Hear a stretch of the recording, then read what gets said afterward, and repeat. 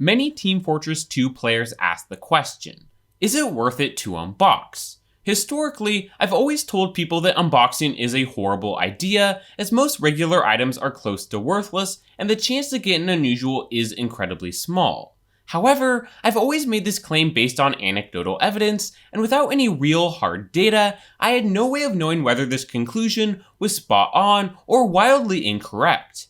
That was until recently. You see, as I've learned more about programming over the years, I realized it was possible to program an unboxing simulator that could use real pricing data to test my hypothesis. So that is exactly what I did. Using the programming language Python, lots of open source code libraries, and an absolute crap ton of my free time, I was able to collect data from backpack.tf, Steam, and the TF2 wiki to build an industrial-grade unboxing simulator that could simulate millions of unboxes of each crate or case, determine the value of each unboxed, and analyze the results. So, is unboxing worth it? I ran the numbers. Let's find out. Now, before I get too deep into my analysis, there are a few things I need to mention about the simulator that will give context to my results. Number 1. All numbers in this video are estimates. As I found out firsthand, unboxing is an incredibly complex and intricate task, and although I've poured my heart and soul into this project, trying to make it as accurate as humanly possible, it is inevitable that my unboxing simulator is not exactly akin to what you would see in-game. There's also some innate variability in item prices the simulator can't really account for, such that all in all, these numbers are best used as an unboxing guide, not a Bible. Number 2. For the purpose of this analysis, unboxing is defined to be worth it if a crate is profitable, meaning that on average, you will get more value in items from unboxing it than you would have to pay to buy the crate and key. Well, of course, I'm sure many other people have different interpretations of what it means for unboxing to be worth it. I'm using this definition because it is simple, logical, and easily testable using raw numbers. Number 3. Speaking of numbers, to help standardize results, the simulator uses real cash prices in United States dollars for all items, including keys, crates, and any unboxable item. To more realistically simulate mass unboxing, the simulator also uses the lowest price for keys and crates that can be obtained in mass quantities and assumes that the unboxer sells all items on marketplace.tf, paying the 10% seller's fee for convenience. Number 4. Although the unboxing simulator is incredibly comprehensive, there are a few crates I'm leaving out of the analysis. Most notably, I'm not going to be looking at skin cases at all, since it is near impossible to analyze their profitability when there are literally millions of unique skins in existence. I'm also excluding the summer 2019 case since it just came out, and a select number of old crates due to their absurd rarity. Alright, so with all of this out of the way, let's finally get into the results.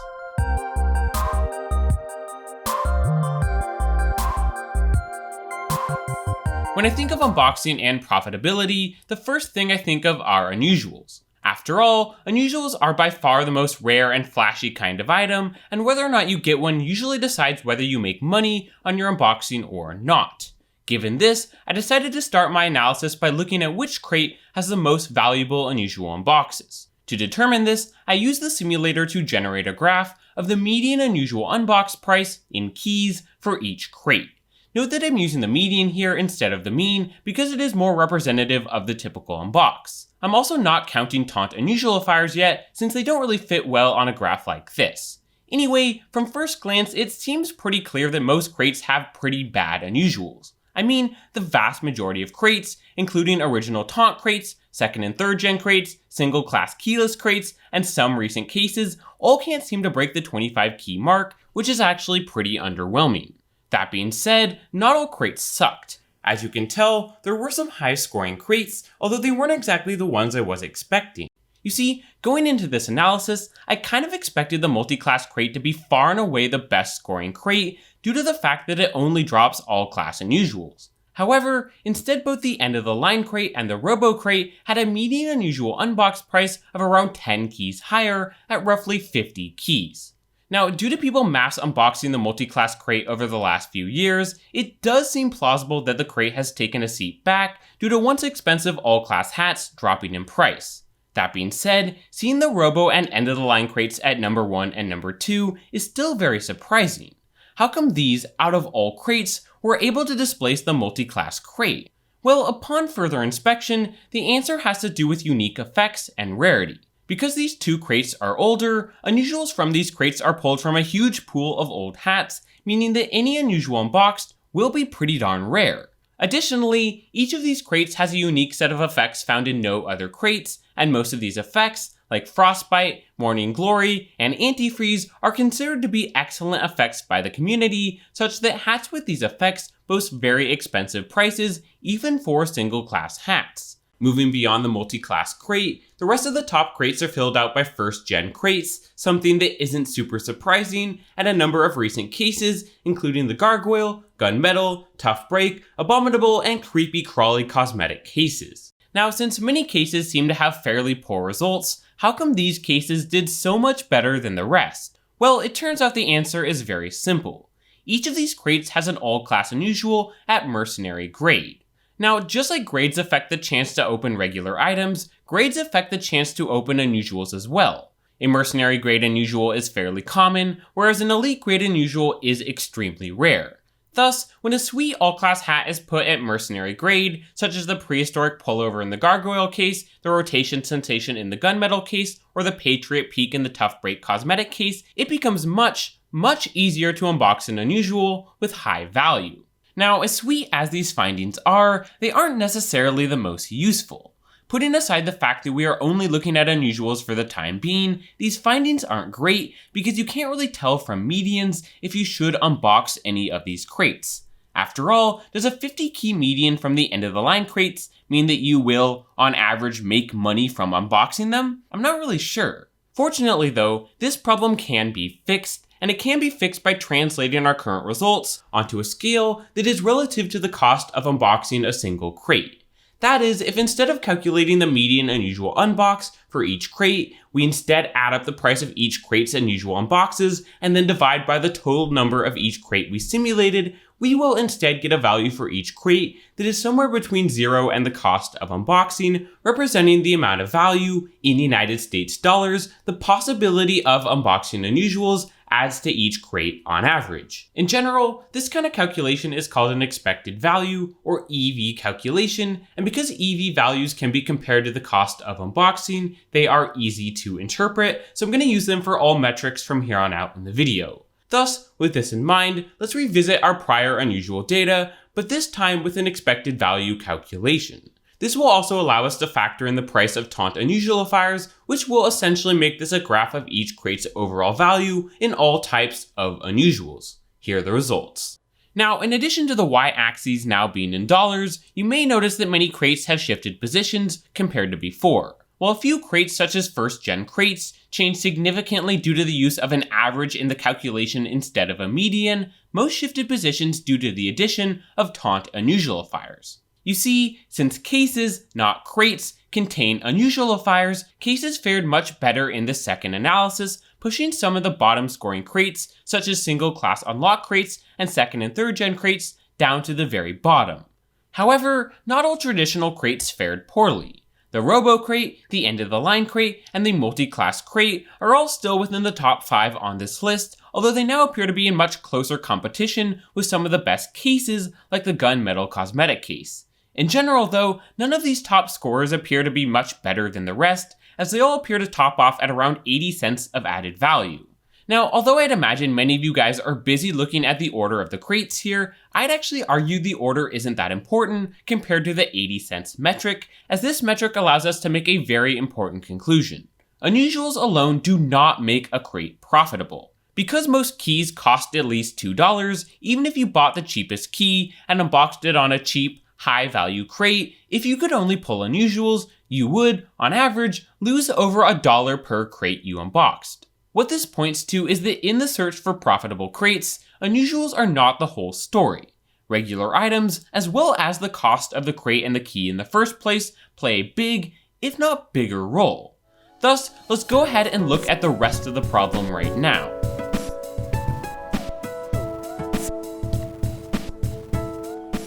To take a look at regular items, I used a similar expected value calculation as I did before, except I looked at regular items, including non-unusualifier bonus drops, instead of just unusuals. Because it turns out that the price of most unboxes are highly dependent on the cost of buying a crate and key, I also subtracted the cost of unboxing from each crate's expected value.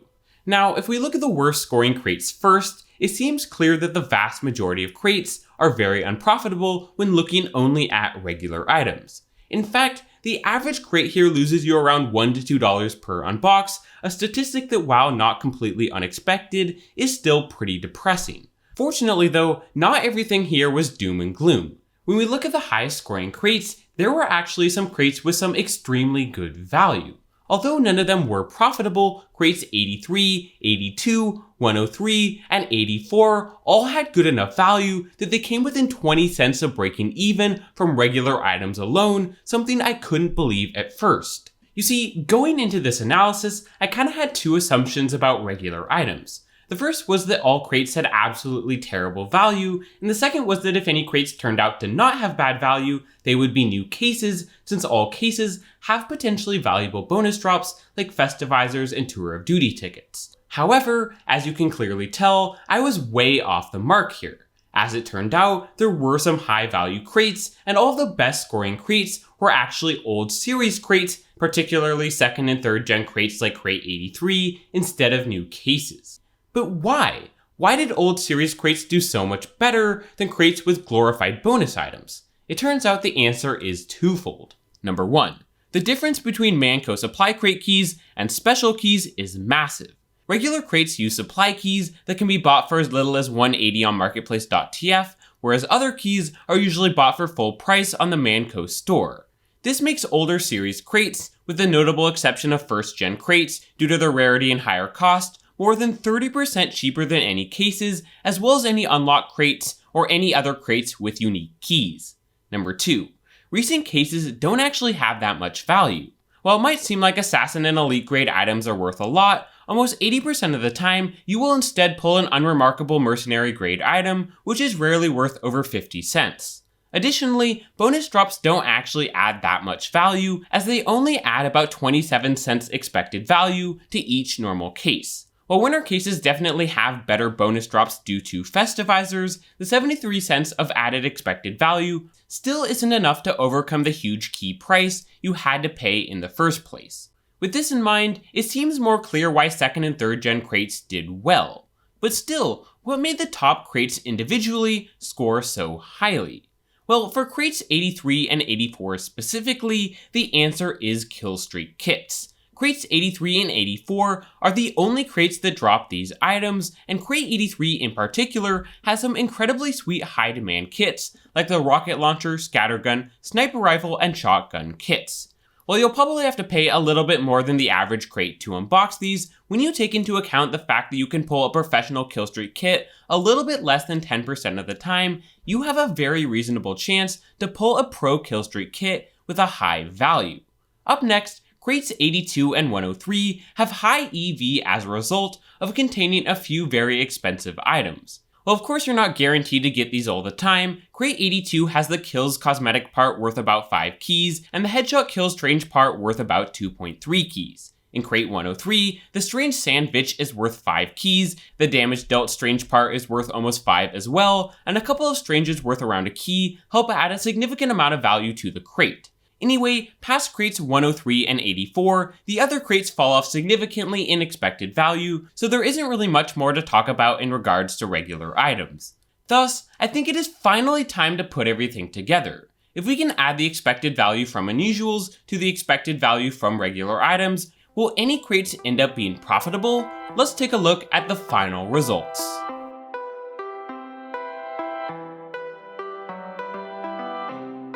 Now, when I first saw the final results, two things jumped out at me. The first of these couldn't have been missed from a mile away. If we look at the highest scoring crates, there do actually appear to be profitable crates, as crates 83, 82, 103, and 84 all actually end up having a positive expected value of over 10 cents per crate.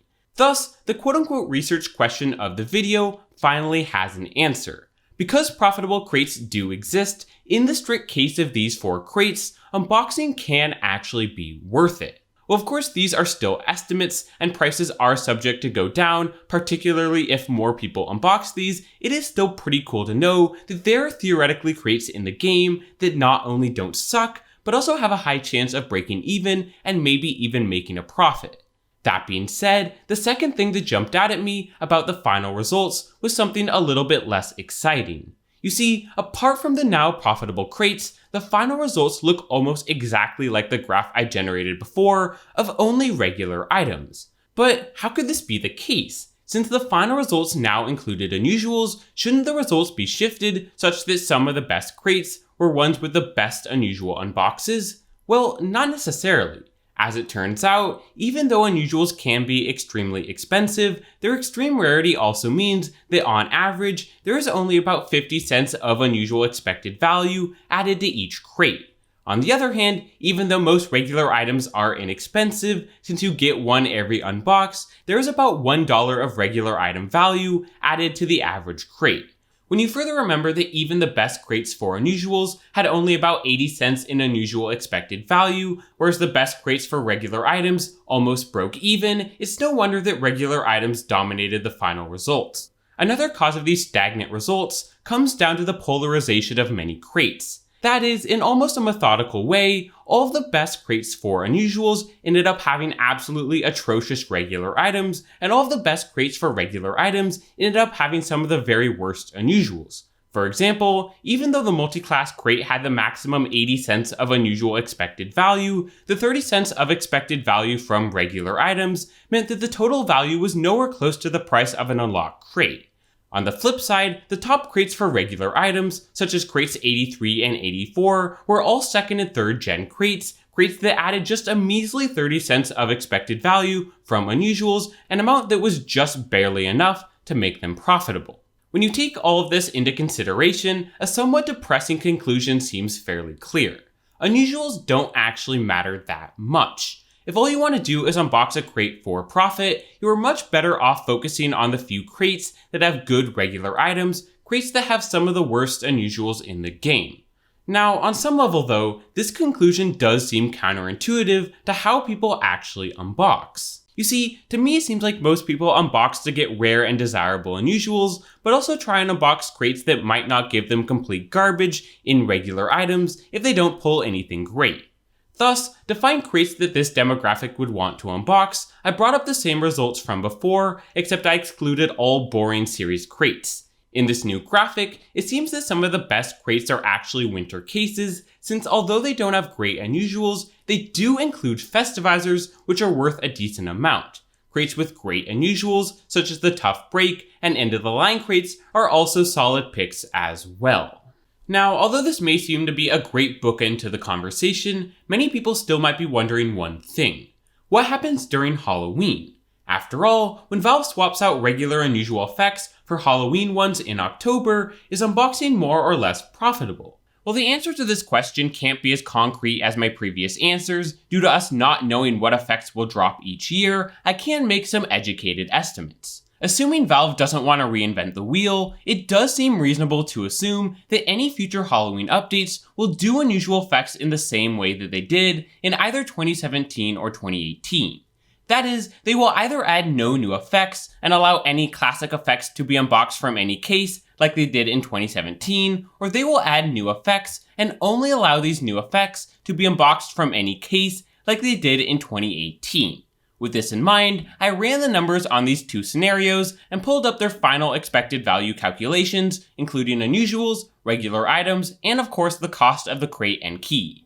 Since regular crates in both of these scenarios are unaffected by Halloween effects, I'm going to show each graph without series crates again so as to better focus on the results that actually change. For the Halloween 2017 scenario, the results were fairly significant. Because old Halloween effects like Bonzo are incredibly rare and desirable, the unusual expected value of every case shot up considerably, such that the Tough Break cosmetic case was able to become profitable despite having incredibly expensive crates and keys. Unfortunately, no other cases became profitable as a result of the simulation, although the Gunmetal and Abominable cases came pretty darn close. For the Halloween 2018 scenario, I estimated results using the prices of the 2018 effects, although obviously any newly added effects could potentially fetch different prices. Regardless, the unusual EV numbers ended up being close to the 2017 results, but were definitely a little bit lower across the board, ensuring that no cases were profitable under the rule set.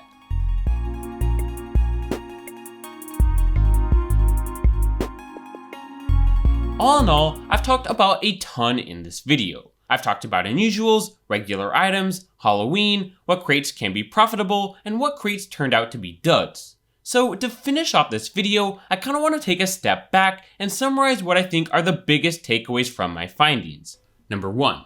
If you only care about unusuals, the multi-class crate, the end-of-the-line crate, the robo crate, or any first-gen crate are good picks.